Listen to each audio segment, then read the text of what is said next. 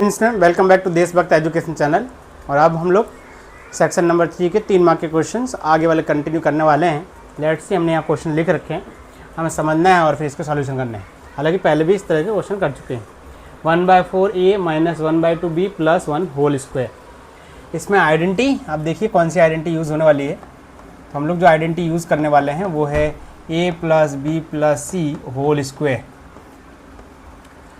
और वो आइडेंटिटी होती है A square plus B square plus C square plus 2ab plus 2bc plus 2c। ये आइडेंटिटी है।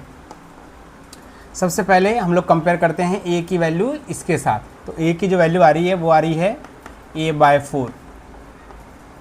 b के सामने हम देखें वैल्यू क्या है, माइनस। अब देखें b के सामने हमारे पास वैल्यू है माइनस b/2। क्वेश्चन आता है सर ये 1/2b था, माइनस b कैसे हुआ? तो b का 1 के साथ मल्टीप्लाई करेंगे, b1 जा b माइनस b/2। और अब c की वैल्यू आएगी 1। ये जो इन्फॉर्मेशन आई है इसे हम लोग से ब्रैकेट में कर लेते हैं। यहाँ पे ऐसे दो पार्ट कर लेते हैं। तो अब इसका सॉल्यूशन देखेंगे स्टूडेंट्स। ये जो वैल्यू आई इस फॉर्मूले के अंदर हम रख देंगे और आंसर देखेंगे क्या आता है। a की स्क्वायर का मतलब यहाँ से वैल्यू रखनी है a/4 a square, B square में माइनस b/2 और सी स्क्वायर में 1 का स्क्वायर प्लस 2ab मतलब 2a/4 माइनस b/2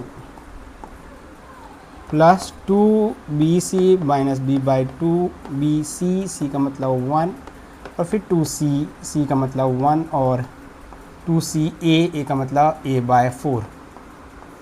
इस तरह का होगा। हमने a की वैल्यू रखी है /4, b की वैल्यू रखी है और c की वैल्यू रखी है। अब सिंप्लीफाई कर देते हैं। a का स्क्वायर a स्क्वायर हो जाएगा, 4 4 जा 16। वहीं पे यहाँ देखें माइनस b का स्क्वायर का मतलब होता है प्लस b स्क्वायर और 2 2 जा हो जाएगा 4। 1 का स्क्वायर 1 होता है, ये कैंसिल हो जाएगा, माइनस b/4 आएगा। यहाँ प्लस a है, ये माइनस b है। जब भी इन दोनों का मल्टीप्लाई होगा माइनस का डोमिनेंस रहेगा। ab ऊपर हो जाएगा ab और नीचे 4। इस वाले केस में भी ये दोनों आपस में कैंसिल आउट हो जाएंगे। प्लस माइनस जब भी होता है तो माइनस का डोमिनेंस रहता है और b1 जा b मतलब माइनस b आएगा यहाँ। इस वाले केस में देखें 2 से 2 कैंसिल हो जाएगा और a1 जा a मतलब आंसर आएगा a/2। यही आपका आंसर है। ठीक है, इसका आपका आंसर ये होगा। नेक्स्ट ये वाले में क्वेश्चन देखें। सबसे पहले a का वैल्यू फाइंड आउट करें। a की वैल्यू आएगी -2x, b की वैल्यू होगी 5y और c की वैल्यू होगी -3z। आइडेंटिटी ये रही स्टूडेंट्स, लिख सकते हैं। पहले लिख दो आइडेंटिटी को, a plus B plus C whole square. यहाँ से लिखेंगे और वैल्यू भी यहीं प्लेस कर देंगे। a square plus B square plus C square 2ab plus 2bc plus 2ca ऐसे। a की वैल्यू हमारे पास क्या है, -2x का होल स्क्वायर। b की वैल्यू क्या है, 5y स्क्वायर। c की वैल्यू देखो -3z स्क्वायर। 2ab मतलब a की वैल्यू -2x है और b की वैल्यू ये है प्लस 2bc, c की वैल्यू -3,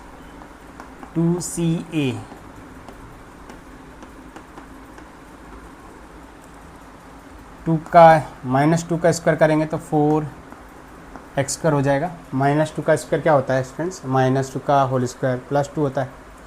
-2 का जैसे कहूँ तो -2 मल्टीप्लाई -2 माइनस माइनस प्लस 2 2 ज़ा 4, 4x स्क्वायर। यहाँ पे देखेंगे 25y स्क्वायर, -3 का करेंगे तो 9z स्क्वायर, 2 2 ज़ा 4, 4 5 ज़ा 20 तो 20xy, 2 5 ज़ा 10, 10 3 ज़ा 30 -30yz, 2 3 ज़ा 6, 6 2 ज़ा 12 तो 12zx। यही हमारा फाइनल आंसर है। और यहाँ भी ये हमारा फाइनल आंसर। इस वाले क्वेश्चन को देखो, बुक का क्वेश्चन है ये। तो cost of a notebook is twice the cost of pen. तो सबसे पहले यहाँ ऑलरेडी इन्फॉर्मेशन लिखी हुई है कि जब नोटबुक के लिए हमें एक्स लेना है, ठीक है, और पेन के लिए वाई लेना है, तो यहाँ पे स्टार्ट लिखेंगे let cost of a pen and notebook be rupees x and y respectively, ठीक है, मतलब ऑर्डर में, रिस्पेक्टिवली मतलब ऑर्डर में, ठीक है। इसके बाद अब हम लोग यहाँ इसके आगे नीचे लिख सकते हैं क्या क्या लिखा है कि कॉस्ट ऑफ अ नोटबुक। तो नोटबुक का हमने क्या लिखा है, ये पेन के लिए हमने cost of a pen, pen के लिए हमने एक्स लिया है, नोटबुक के लिए वाई लिया है, क्या वही है, ये देख लो एक बार फिर से कंफर्म करना है। कॉस्ट ऑफ नोटबुक एक्स, तो cost of notebook, cost of a pen, यहाँ हम लोग वाई लिखने वाले हैं और यहाँ पे हम एक्स लिखने वाले हैं, क्योंकि हमारे क्वेश्चन में जो इन्फॉर्मेशन दी उसी का यूज़ करेंगे। तो कॉस्ट ऑफ नोटबुक, नोटबुक की वैल्यू देखेंगे, नोटबुक सेकंड नंबर पे है, मतलब नोटबुक की वैल्यू है एक्स, तो आप एक्स लिखेंगे और फिर यहाँ 2y। क्वेश्चन आता है क्यों 2y लिखा, बताता हूँ। ईज का मतलब आप हमेशा इक्वल समझिए, ट्वाइस का मतलब 2 समझते हैं, and cost of a pen, pen के लिए हमने y यूज़ किया है, तो हमने यहाँ y लिखा हुआ है। इसके बाद आप लिख देंगे x minus 2y equal to 0। This is your final answer. Take the screenshot of this.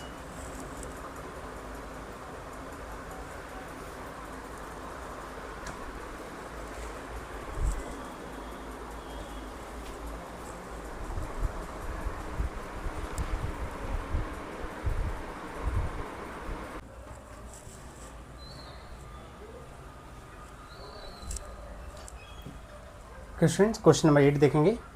If a transversal intersect two lines, transversal line देखेंगे, यहाँ पे हम देखें ट्रांसवर्सल जो लाइन है हमारे पास, ट्रांसवर्सल लाइन कौन सी है, तो ट्रांसवर्सल लाइन AD है, okay. Two line such that bisector, two lines है ना, ये क्या होता है, ट्रांसवर्सल लाइन AD है हमारे पास, और two line such that bisector of a pair of corresponding angles are parallel. तो अब एक एक लाइन, टू लाइन्स, ठीक है, दो लाइन है, सच दैट इस तरह से bisector of a pair of corresponding, bisector कौन कौन से हैं देख सकते हैं, B एक बाइसेक्टर है और CG एक बाइसेक्टर है, ठीक है। आप चलो सॉल्व करते हैं इसको और लिखते हैं इन्फॉर्मेशन में क्या क्या दिया है। तो लिखेंगे ट्रांसवर्सल लाइन AD, और ये पैरेलल ऑलरेडी दिया है कि ये जो है B और CG करेस्पॉन्डिंग एंगल, बाइसेक्टर जो हैं वो कैसे हैं, पैरेलल दिया हुआ है, मतलब B पैरेलल है CG के, इतना इन्फॉर्मेशन दिया हुआ है। तो चलो स्टार्ट करते हैं। ट्रांसवर्सल लाइन AB है और आप लिखेंगे B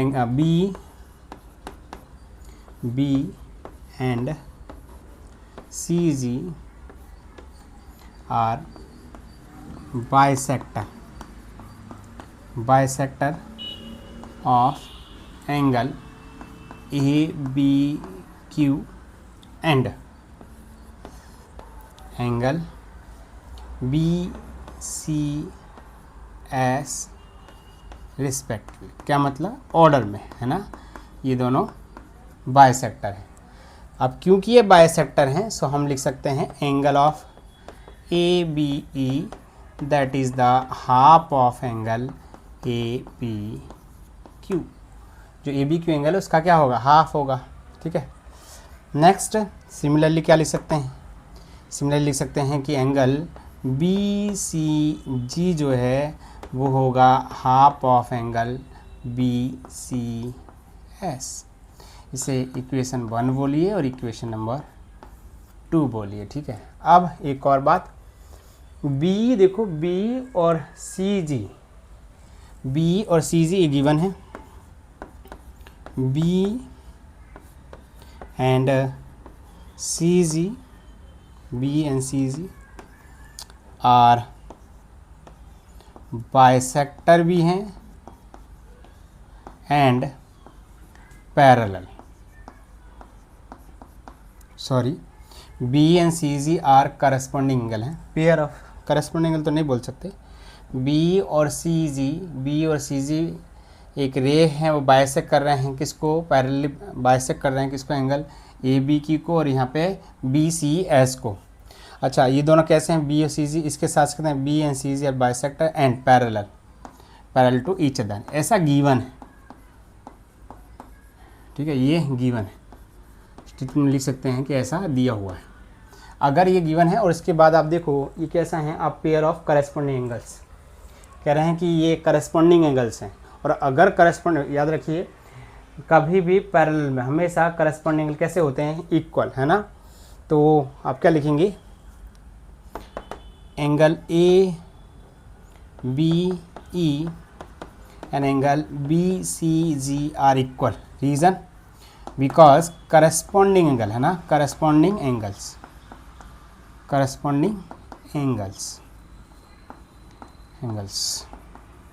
are equal in parallel lines. Parallel lines में हमेशा करस्पॉन्डिंग एंगल जो होते हैं वो इक्वल होते हैं। अच्छा, A B C ji equal है, तो ये हम लोग यहाँ से लिख सकते हैं from equation 1 and 2, from equation 1 and 2 क्या लिख सकते हैं, क्योंकि ए बी की जगह क्या दिया है, हाफ ऑफ ए बी की, तो आप लिखेंगे half of angle A B Q. वहीं सामने बी सी जी के सामने क्या लिखा, half of angle B C S, तो ये दोनों आपस में कैंसिल हो गया, एंगल क्या आ गया, A B Q equal to क्या है, बी सी एस। ध्यान से देखो स्टूडेंट्स, ये जो हैं वो करस्पॉन्डिंग एंगल्स हैं, देखो ए बी क्यू और B C S, these are the corresponding. कभी भी करस्पॉन्डिंग एंगल्स अगर इक्वल होंगे तो उससे रिलेटेड जो लाइंस होंगी वो पैरेलल होंगी, मतलब क्या हो सकता है, पी क्यू होगा पैरेलल आर एस के। तो आप क्या लिखेंगे, as angle A B Q and B C S are corresponding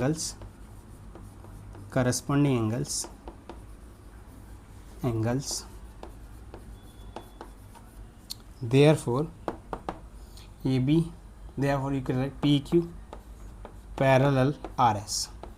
क्या लिखोगी आप, क्या लिखोगे, तो इसके लिए आप लिखेंगे कि ये जो है वो आपस में कैसे हैं, एक दूसरे के रेसिप्रोकल है, मतलब अगर करस्पॉन्डिंग एंगल्स इक्वल होते हैं तो ये पैरेलल होता है, और अगर पैरेलल है तो करस्पॉन्डिंग एंगल्स कैसे होते हैं, इक्वल। तो आप क्या लिखेंगे, because converse of corresponding angles axiom, corresponding angle axioms. Take the screenshot of this. In the given figure A B parallel C D, कहाँ है, ए बी और ये यहाँ सी डी है, ये दोनों आपस में पैरेलल है। उसके बाद C D parallel E F है, ये सी डी और ये पैरेलल ई एफ है।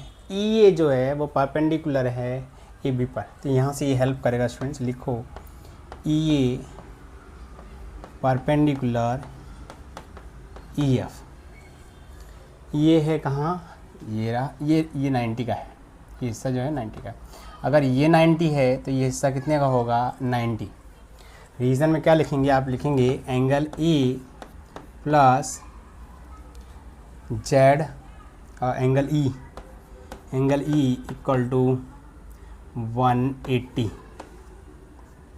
क्या लिखोगे, को इंटीरियर एंगल है ना, रीज़न में लिखोगे को interior angle.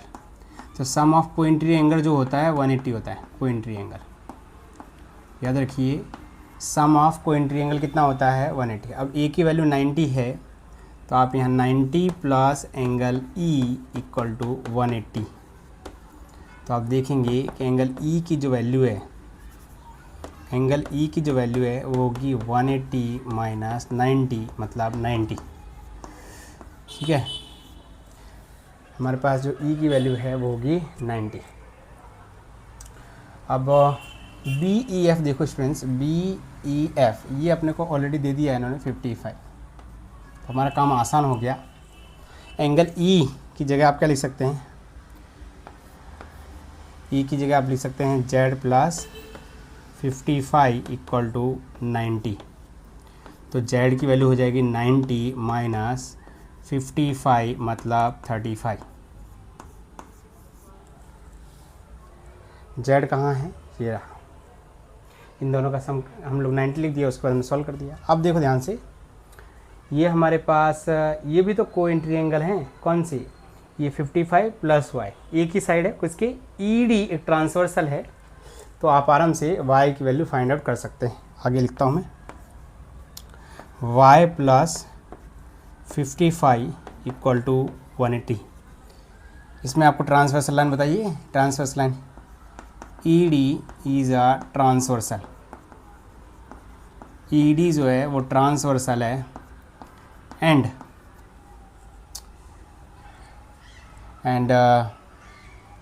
y angle y and 55 are co-entry angle. ये दोनों कैसे हैं, इंट्री एंगल है। तो हमने पढ़ रखा है कि सम ऑफ को-एंट्री एंगल कितना होता है 180, तो y की वैल्यू भी आराम से आ जाएगी 180 माइनस 55, तो ये आएगा 5 में से 5 गया 0, यहाँ बचा 7, 7 में से 5 गया 2, 125। तो ये देखिए x और y की वैल्यू एक जैसी होने वाली है बिकॉज ऑफ करेस्पॉन्डिंग एंगल्स।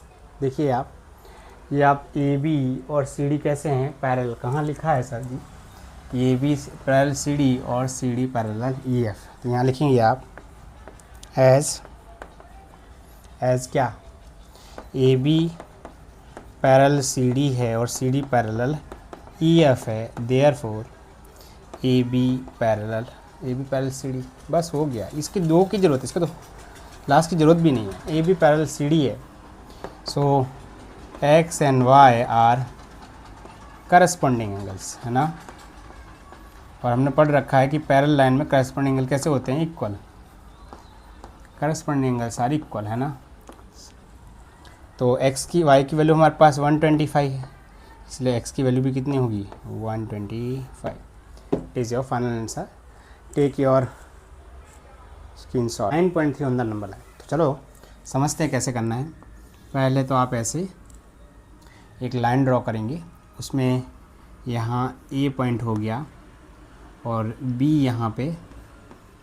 तो ये जो हम लोग ड्रॉ करने वाले हैं ये 9.3 सेंटीमीटर का ड्रॉ करना है, ठीक है। उसके बाद आपको AX इसका नाम रख देना है AX। उसके बाद BC यहाँ पे एक और पॉइंट लेंगे, BC वो 1 सेंटीमीटर डिस्टेंस पे। उसके बाद क्या करना है स्टूडेंट्स, एक मिड पॉइंट फाइंड करना है। A और C के हेल्प से क्या करना है, मिड पॉइंट फाइंड करना है। मिड पॉइंट किसका, A और C का, उसका नाम दे देना है P। और उसके बाद सेमी सर्कल इस तरह ड्रॉ करना है कि ये दोनों आपस में से मैच करें। तो देखो ऐसे मैं कर देता हूँ। आपको B सेंटर लेना है और अपना परपेंडिकुलर इस तरह से रखना है और इसको ऐसे रोटेट करना है, ऐसे, तो ए पर टच करेगा वो, ठीक है। चलो मैं इस तरह से यहाँ कर रहा हूँ, जिससे क्या करेगा वो ए पर टच करे, तो ये हमारा इस तरह से मिलेगा। उसके बाद बी डी पर परपेंडिकुलर लाइन ड्रॉ करनी है, बी डी पर परपेंडिकुलर लाइन ड्रॉ करनी है। बी डी पर हमको परपेंडिकुलर लाइन ड्रॉ करनी है 90 डिग्री पर, ठीक है। And somewhere it will intersect, मान लेते हैं वो क्या होगा डी। और उसके बाद का रेस्ट ऑफ प्रोसेस। अब जो मैंने यहाँ काम किया है मैं यहाँ पर स्टेप वाइज लिख रहा हूँ, आप देखते रहिए।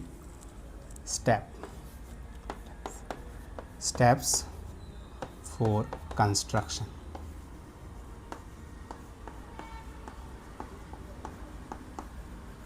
पहला पॉइंट देखिए, हमने B इस तरह से लिया है, किस पे, AX पे, जिससे 9 सेंटीमीटर लिखेंगे। Mark B on AX rays, mark B on AX rays such that AB 9.3 centimetre. ये पहला लाइन, दूसरा केस देखो, अब हमें BC 1 सेंटीमीटर लिखना है, तो लिखेंगे mark C on AX ray such that BC equal to 1 centimetre, मतलब वो कितना होना चाहिए, 1 सेंटीमीटर का हो इतना। उसके बाद क्या करना है स्टूडेंट्स, उसके बाद हमें ड्रॉ करना है परपेंडिकुलर बाइसेक्टर। तो लिखेंगे draw perpendicular bisector, perpendicular bisector of segment AC। तो सैग लिख सकते हैं, सैग AC, है ना। उसके बाद उसका ऑब्टेन इट्स मिड पॉइंट। तो आप ऐसा करेंगे तो obtain it's mid point, obtain it's mid point. इसका मिड पॉइंट का आपको फाइंड कर लेना है। कैसे करोगे फाइंड, देखो स्टूडेंट्स एक चीज़ रखिए, याद कैसे करते हैं। जैसे ही आपने ड्रॉ किया, इसके बाद क्या करना है, फिर से एक बार AC हमने ड्रॉ कर दिया। इसके बाद यहाँ से आर्क लेना है मोर देन हाफ। अगर आप C से मोर देन हाफ किस में लेंगे, अपने राउंडर में, ठीक है, जिसे हम कंपास कहते हैं। उसका नेल पॉइंट यहाँ रखना है और डिस्टेंस P से ज़्यादा, मतलब इतना रखिए, पेंसिल इतना आप रखेंगे यहाँ से लेके यहाँ तक, और फिर इसको ऐसे ड्रॉ कर देना है। दोनों साइड ड्रॉ करेंगे, इधर भी ड्रॉ करेंगे और इधर भी ड्रॉ करेंगे। सिमिलरली आप इधर से ऐसे करेंगे और इधर ऐसे ड्रॉ करेंगे। उसके बाद इसको जैसे ही आप बीच में से इन दोनों पॉइंट को ज्वाइन करेंगे तो वो P पर इंटरसेक्ट करेगा। तो मैं ऐसे मान के चल रहा हूँ कि मैंने यहाँ पे नेल पॉइंट रखा है और पेंसिल आधे से ज़्यादा ली है, तो यहाँ पे कहीं वो इंटरसेक्ट करेगा। सिमिलरली यहाँ पे वो यहाँ पे इंटरसेक्ट करेगा, वैसे ही वो यहाँ पे इंटरसेक्ट करेगा, और फिर इसमें से आप ऐसे लाइन पास करेंगी तो ये P पर आ जाएगा। इन दोनों को ऐसे ज्वाइन करेंगे आप ऐसे। आगे देखें, जैसे हमारे पास ये हो गया, अब हम लोग क्या करने वाले हैं, 4th नंबर पे फिर से यहाँ पे हम लोग परपेंडिकुलर ड्रॉ करेंगे, 90 डिग्री पे स्ट्रेट लाइन ड्रॉ करेंगे। तो लिखेंगे ड्रॉ परपेंडिकुलर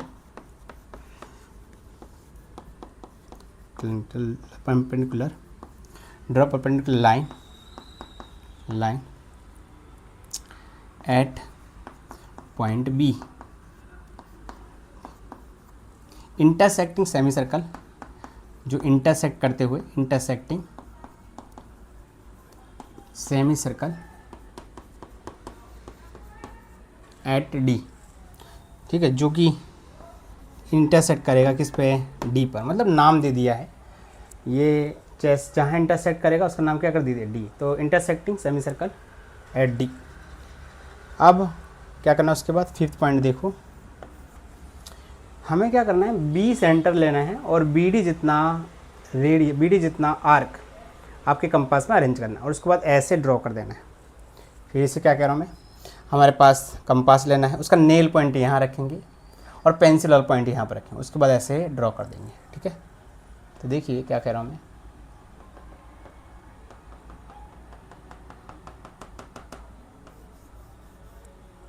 इसको कह देते हैं, कुछ भी कह दीजिए, M, यही है अपना रूट 9.3। तो लिखेंगे taking B as a centre, taking B as a centre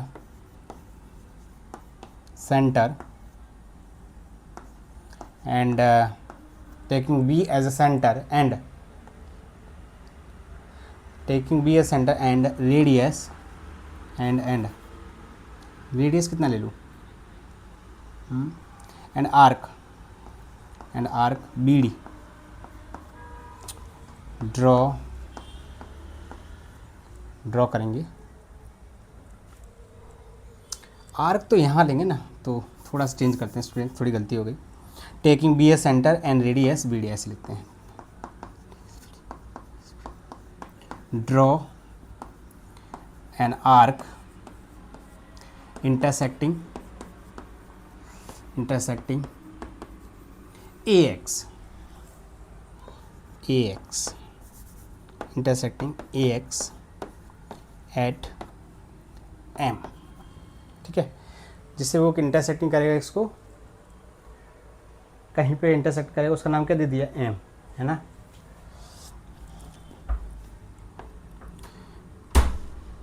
corresponding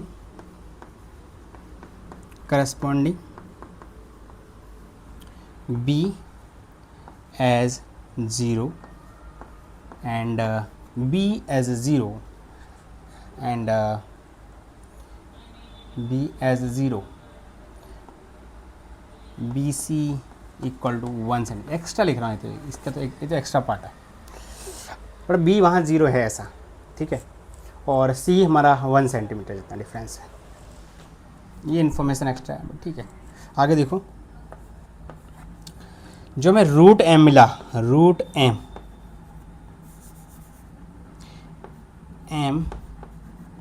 corresponding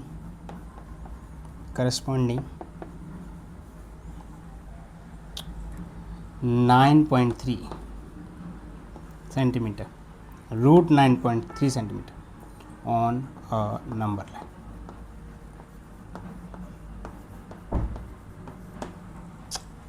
Students, now take the screenshot of this, that is a sufficient step to write। और लास्ट एक और चाहें तो आप एक्स्ट्रा और लिख सकते हैं, जो BD है वो एक रूट 9.3 सेंटीमीटर है। तो ये आप लिख दीजिए अपनी नोटबुक में। I hope students you have enjoyed the lecture, ठीक है। अब एक मोटिवेशनल थॉट, उसके बाद वाइंड अप करेंगे, ठीक है। स्टार्ट करते हैं। अपनी विचारों को वश में कीजिए, क्योंकि विचार ही आपकी वाणी बनेंगी, और अपनी वाणी को वश में कीजिए, क्योंकि वाणी ही आपका कर्म बनेंगे, और अपने कर्म को वश में कीजिए, कर्म ही आपकी आदत बनेंगे, और आदत को वश में कीजिए, क्योंकि आदत ही आपका चरित्र बनेंगे, और जो चरित्र को वश में कीजिए, क्योंकि वही तुम्हारे भाग्य को निर्धारित करेंगे। इसी के साथ ये लेक्चर वाइंड अप करते हैं, मिलते हैं नेक्स्ट लेक्चर में। स्टूडेंट्स, मैं आपको अगर इंस्पायर कर रहा हूँ तो लाइक कीजिए, सब्सक्राइब कीजिए और कमेंट करना ना भूलें। मिलते हैं नेक्स्ट लेक्चर में। जय हिंद, जय भारत।